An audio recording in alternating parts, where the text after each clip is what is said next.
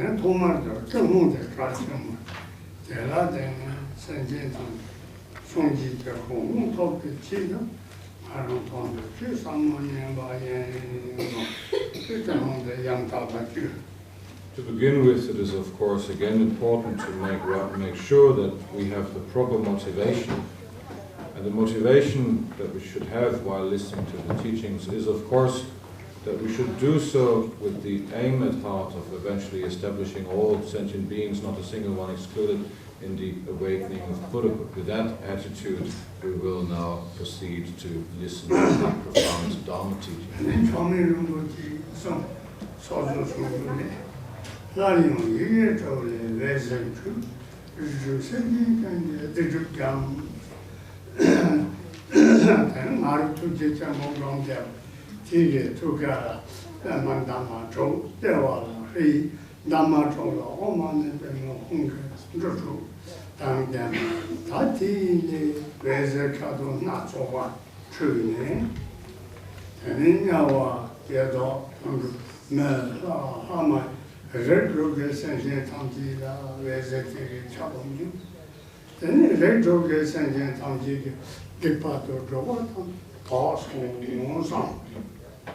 We will continue now with the teachings of Kamachanga or Changma Rinpoche, the text that is known as the Union of Mahamudra and Dzogchen. And in the next verse that is up now, he begins to say that again the 6 syllables radiate light, purifying the defilements and obscurations of the 6 classes of beings. As we have heard in the previously given instructions, we are to imagine ourselves in the shape of the Great Compassionate One, and in our heart centers we would then imagine the 6-petaled white lotus flower with the 3 syllables in the center, the 3 syllable in the center, surrounded by the mantra garlands, the 6 syllables of the Great Compassionate One's mantra. As we would then repeat the mantra in the course of the practice, we would imagine how from these 5-colored rainbow-like light radiates that now is supposed to be imagined to suffuse the realms in which the 6 classes or the 6 types of beings are born within samsara. These are the beings of the hell realms, the hungry ghosts, animals, humans, demigods, and gods. As this light suffuses these realms and these beings, of course, which inhabit them, all of their negativity, their negative imprints, their habitual tendencies, all of their sufferings and the causes thereof, veils and obscurations for that matter, are being purified by the light that we, in the form as the Great Compassionate One with the mantra, syllable and garland in our heart, radiate.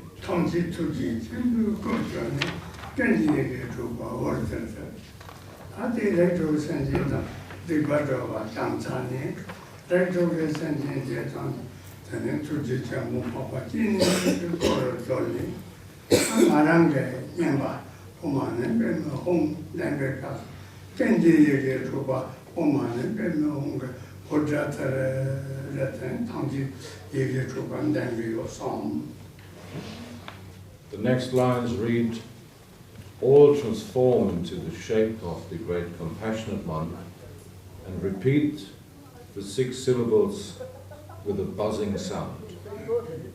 So we have imagined how from our heart center and the seed syllables surrounded by the mantra garland, light radiates, suffusing the rungs of the 6 types of beings, which then are to be imagined as being purified of their veils and obscurations, transforming instantly into the shapes of the Great Compassionate One themselves. So that means we are imagining ourselves to be surrounded by vast numbers of small Chenrezigs. And these, together with us, then proceed to repeat the mantra. All of these beings, as we are doing at the present moment, do repeat the 6-syllable mantra of the Great Compassionate One together with us, which causes a huge, a great buzzing sound.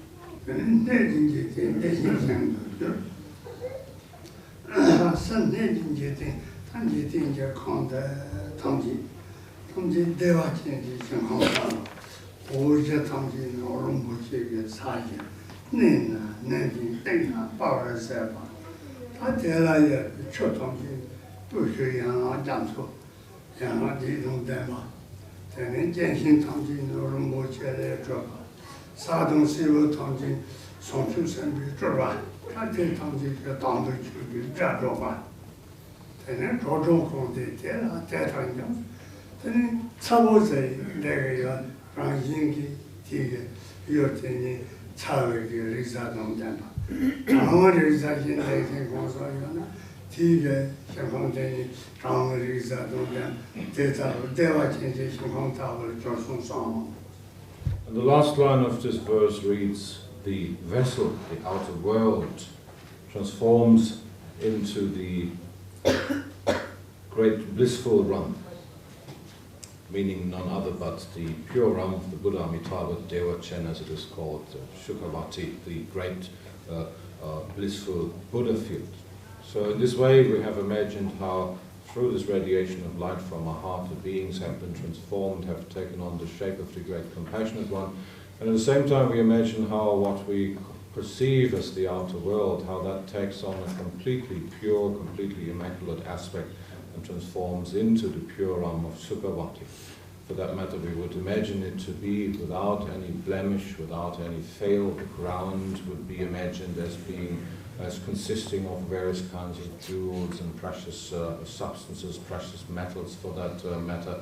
The plants are of a precious nature. The trees, for instance, bear leaves and flowers and fruits, which are also made out of all sorts of different jewels and other precious substances. Even the beings which inhabit this world, whatever sort of animal, birds or whatever we could possibly think of, the sounds that they utter are the sounds of Dharma. Whatever idea we might have as inhabitants of such a pure Ram, it will come to pass. If, for instance, we would wish to feel warmth, then the weather would immediately turn warm. If we would rather wish to feel cool, then a cool breeze would immediately start. So in every which way, these surroundings which we imagine are utterly perfect, are utterly bliss-producing, utterly happy, free of any blemish or obscuration whatsoever. So in one word, we imagine it to be the pure Ram of Sukhavati itself.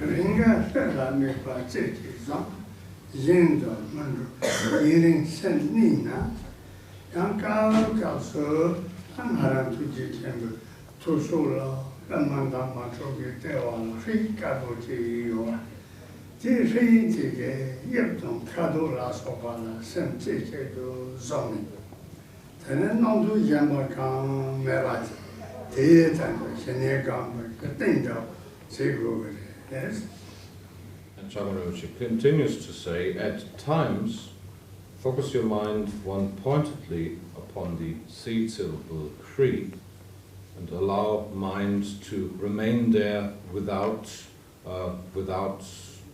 deviating to somewhere else. So we have that Kri syllable in our heart as the great compassion one as which we imagine ourselves, and we would occasionally concentrate fully, focus fully upon that Kri syllable in the center of our hearts. It has been mentioned before, this corresponds to Shine or Shamatha meditation, which uses an object as its focus.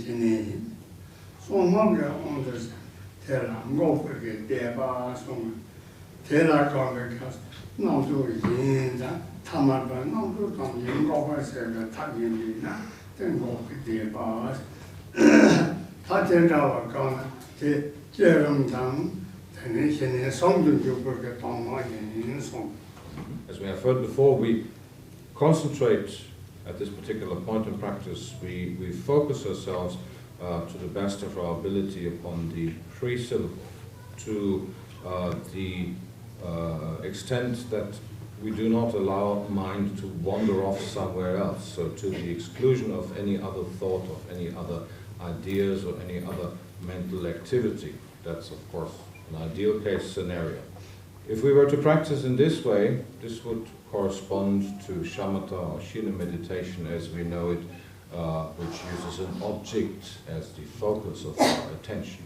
So in ordinary terms, so to speak, this would be called shamatha or shina meditation. In the secret mantra tradition or the Vajrayana tradition, the same practice, this particular practice that is being explained here, comes under the heading or with the name of cessation repetition. Because what we do here is to focus ourselves time and again, repeatedly, therefore repetition, upon a certain object, in this particular case the 3 syllable, to the cessation of all other mental activity, which means all other thoughts or ideas of whatever kind. So in this way, the shamatha meditation, or shina meditation as we know it from the Sutrayana tradition and the Vajrayana tradition of focusing upon such a seed syllable that is commonly known as cessation repetition are combined here.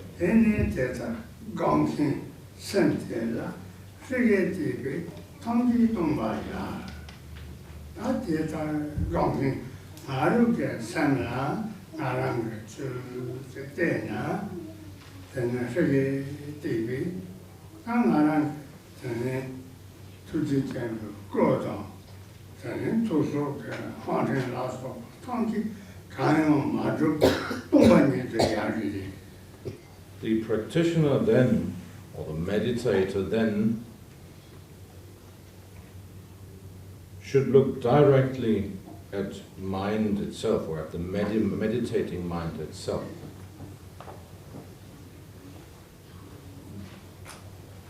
Thus meditating, or vividly meditating in this way, all else will vanish into the empty state.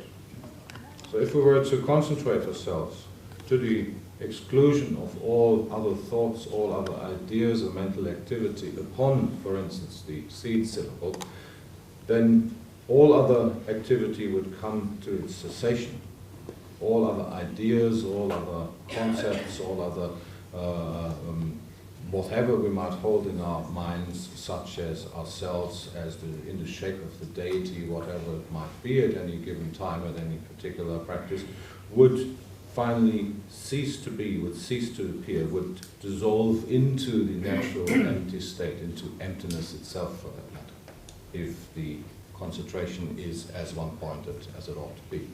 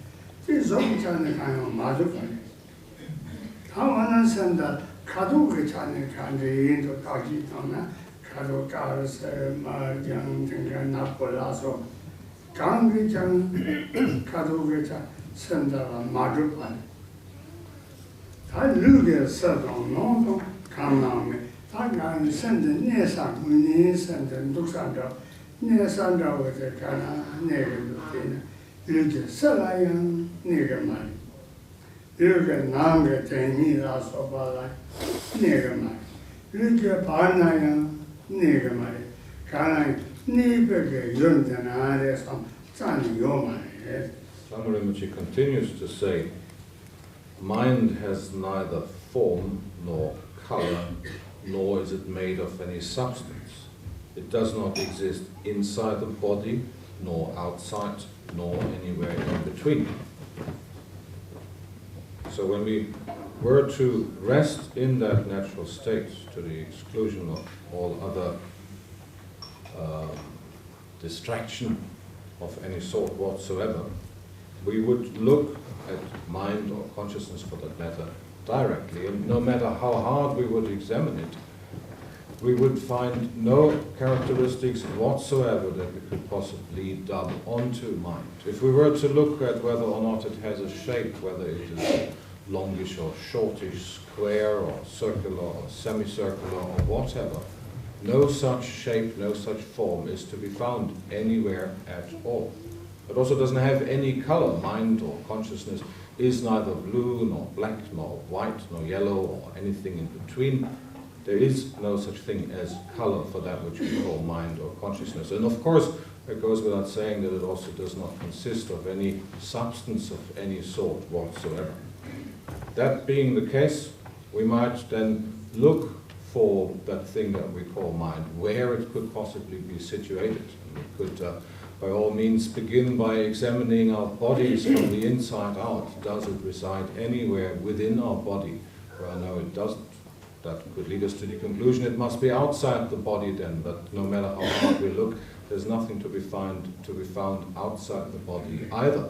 Then we might have the idea, okay, if it's neither inside nor outside, it might be somewhere in between, but no matter how hard we look, also there, nothing is to be found. So that thing that we call mind or consciousness has no such characteristic whatsoever. Whatever we could possibly dream up in the way of labels or characteristics, it does not apply to mind or consciousness.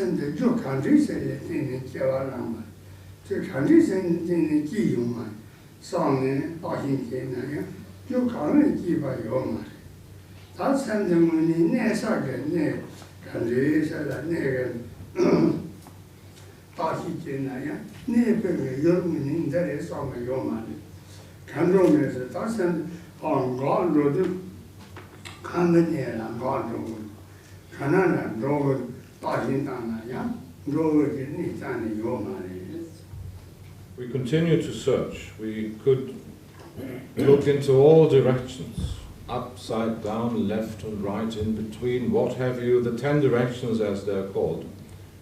But we would not find anything of any substance whatsoever. We might wonder how or where has this mind originated? Where does it reside at any present moment? Where does it go to? There is no such thing. There is neither origination, nor is there dwelling in any which way, nor is there cessation of mind or mind nature or consciousness for that matter. So whatever we could do, in whichever way we could possibly search, wherever and however we could possibly search, nothing whatsoever is to be found at all.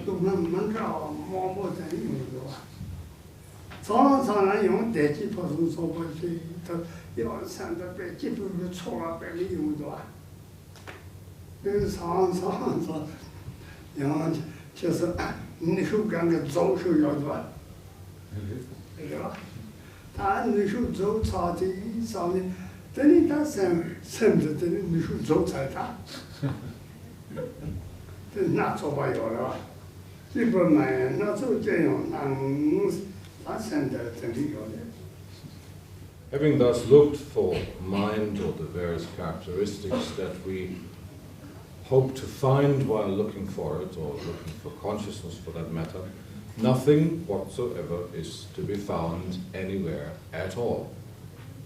However, as Kamachakra continues to say, it is not just a voidness, because your mind is vividly clear, vividly lucid.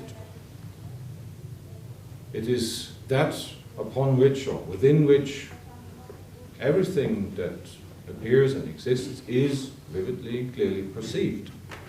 So it is not just a voidness, it is not just like a black hole that contains nothing whatsoever, within which nothing whatsoever ever happens. Because whatever it is that we perceive, whatever it is that seems to be happening, does so vividly, clearly, and it is being perceived on the basis of that mind or of this consciousness being there, even though it cannot be found and characterized in any which way soever. However, if we were to begin to characterize it as such, saying, okay, it is a single entity as thus, as such, again, also that wouldn't work, because it arises in the most diverse of ways, time and again. We find ourselves in all different sorts of states of mind all the time. At times we experience happiness, at other times we experience suffering, at yet again other times we are totally exhausted, absolutely tired, bereft of any strength whatsoever. So in this way, this consciousness of ours presents itself in all sorts of different ways. Also, if we're having any plans of doing all sorts of different things, of going somewhere, leaving somewhere, of having to perform certain activities, whatever they might be, that requires mind to be there as the basis to bring about the thought, the idea of such or whatever in the first place. So, even though there is nothing to be found, it appears vividly, lucidly, clearly, and it is also not just a single thing, because it arises in the most diverse and the most different ways, time and again.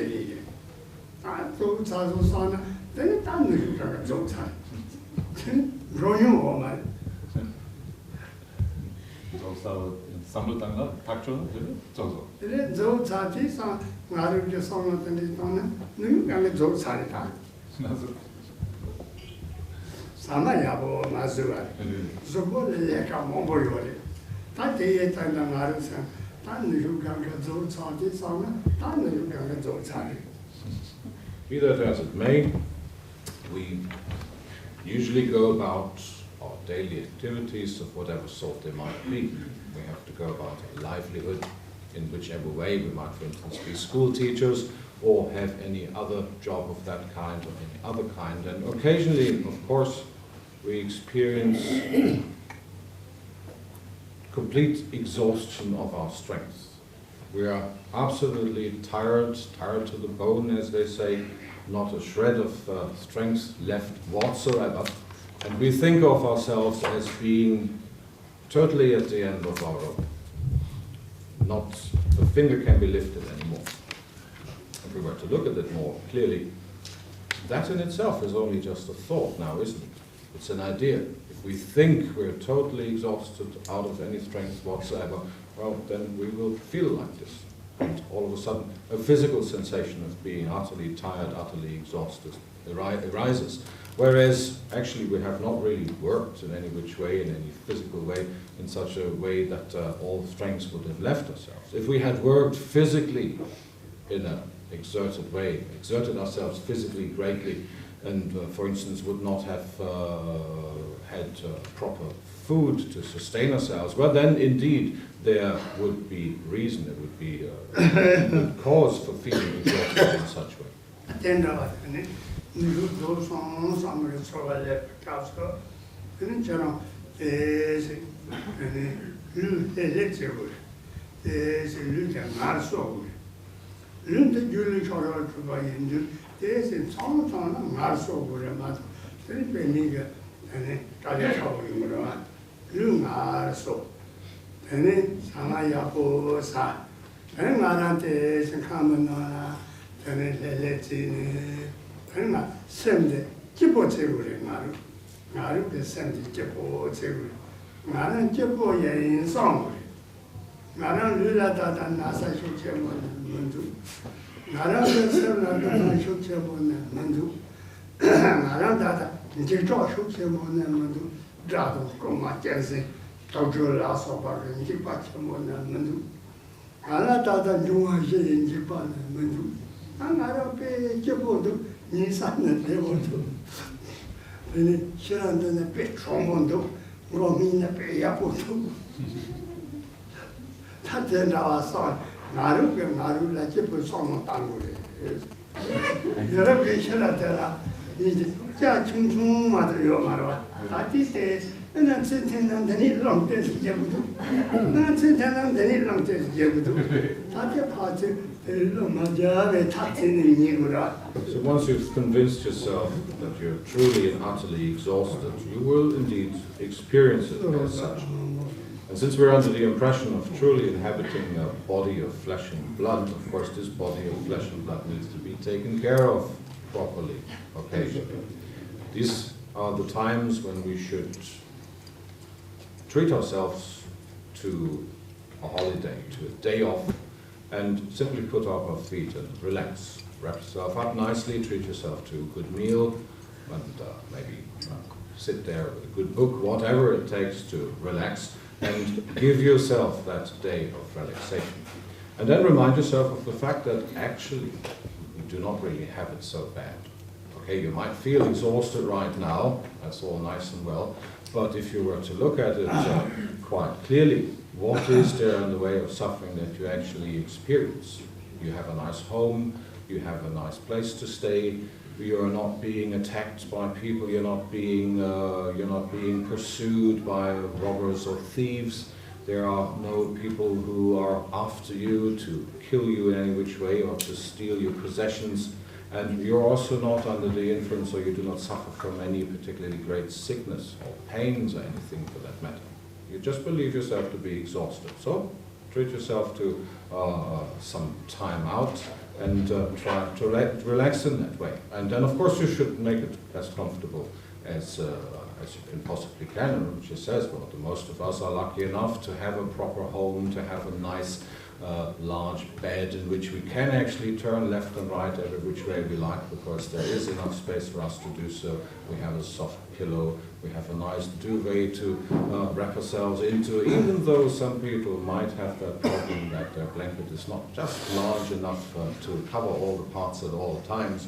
Then you turn left and all of a sudden some part of you is on the outside and some cool air might come to bother it, and you have to wrap yourself up that way or the other way again. So all of these things are rather minor nuisances. All in all, you have it rather well now, don't you?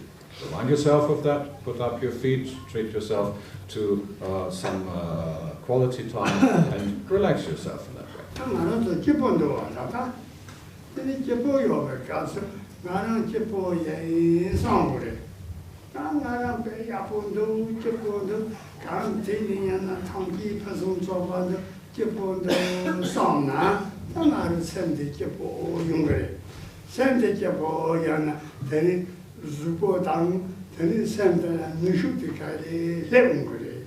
So if we were to look at it properly, actually we're rather well off now, aren't we? It's not that we suffer any great deprivation of any sort whatsoever. It's not that we're sick in any which way, in any serious way whatsoever. So actually we have it rather well now, don't we? And you're also, by all means, allowed to tell yourself so. Remind yourself of the fact that this is so. Remind yourself of the fact that there is no major suffering, no major sickness, no major pain, no major deprivation that you truly suffer from. And in this way, allow yourself to replenish your strengths, allow your mind to relax again and to recognize how well you actually have it. If you do so, then the strengths, mental strengths or however you wish to call it, will eventually be replenished and return, which in turn will have the effect of your physical strengths also replenishing itself, also returning, and in this way you're all well again all of a sudden.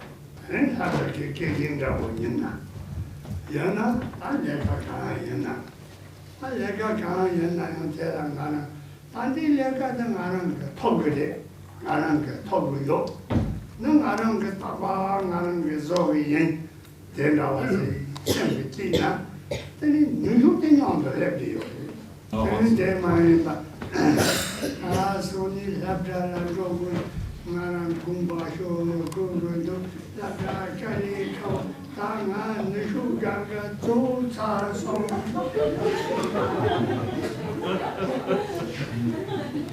teni ngo bo ya cha ni mo ma你说干个走草，那你说干个走草，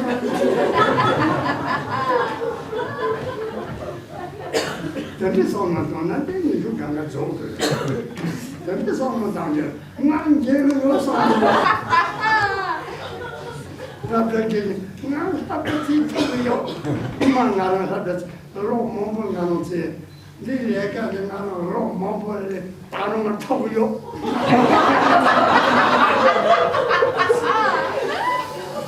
在你上呢，这你是干个啥的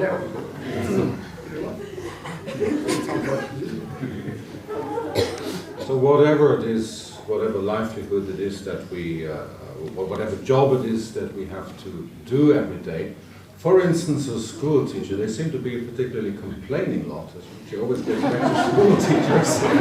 So if you were a school teacher and you would feel yourself to be so exhausted, then if it's another day, you just toss around in your bed and you think, oh my, another day, I just don't want to go there. Another day at school, I can't do it. Another day with that particular class, I'm just completely at the end of my tether. There's nothing to be done whatsoever. And you turn around again and you think, oh no, what's the time? Have a look at your alarm clock. I just don't want to get up. Maybe I just quit. Poppycock.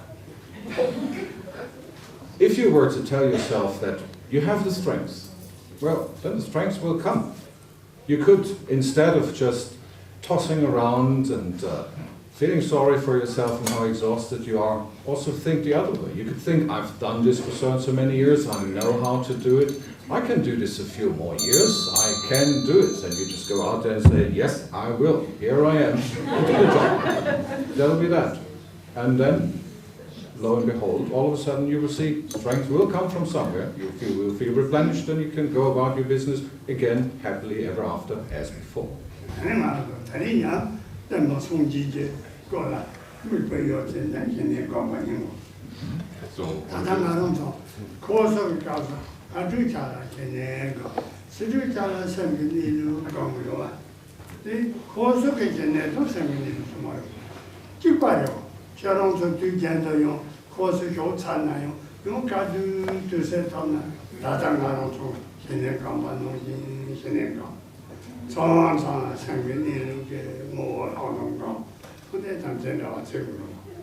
It's time again now for a little bit of contemplation, and as we have been doing during this course in the mornings, usually we use these last few minutes of the morning session for some shamatha meditation. Today, again, we should imagine Buddha in front of ourselves in space in all of his golden splendor, and then concentrate upon his heart center. And then, of course, in the afternoon sessions, we have been using the last couple of minutes there in order to look vividly, freshly at mind nature of consciousness itself. So in this way we have been training ourselves in shamatha meditation in the mornings and in vipassana meditations in the afternoons. That was our habit for the duration of this course. Now don't you think for a minute that you're not allowed to do this after the practice. You're by all means allowed to continue this practice whenever you remember to do so. So also when you're back at home, when you go about your daily business, whenever you remember to look at mind, or whenever you remember to simply allow mind to rest, by all means please do so in whichever way is convenient at any given moment.